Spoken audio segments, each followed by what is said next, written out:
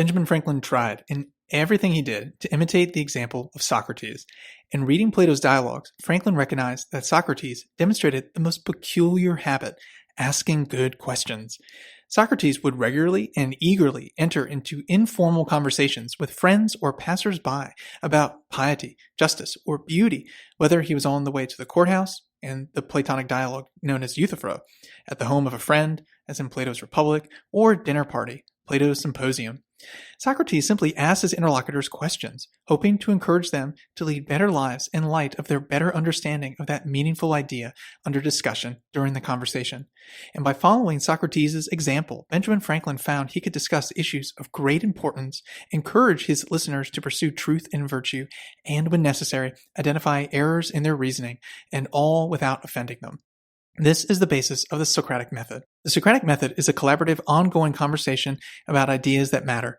As it occurs in a classroom, the teacher imitates the Greek philosopher Socrates and his habit of asking questions with everyday Athenians about their lives and their beliefs.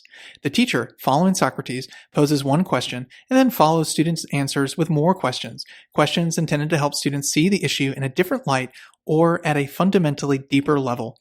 Socrates ironically called himself a kind of gadfly, one he hoped would spur his listeners onto virtue and wisdom the same way a gadfly might prompt someone to head indoors.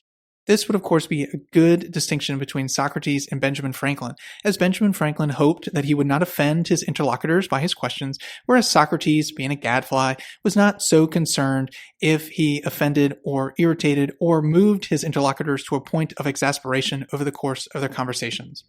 But all in all, in these discussions, Socrates hoped his listeners would come to a deeper understanding of and appreciation for what is good, what is true, and what is beautiful. The Socratic Method in the classroom provides the same sort of experience for students today.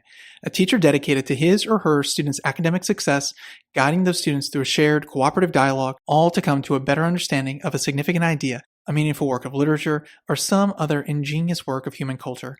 A classical education should teach students how to think, not what to think, and the Socratic Method is a powerful tool to achieve this goal. A classical education helped to mold the minds of the founding fathers like Benjamin Franklin, and this education offers the best possible means of educating students to their highest potential. For Developing Classical Thinkers, I'm Winston Brady, and until next time, stay classy and stay classical.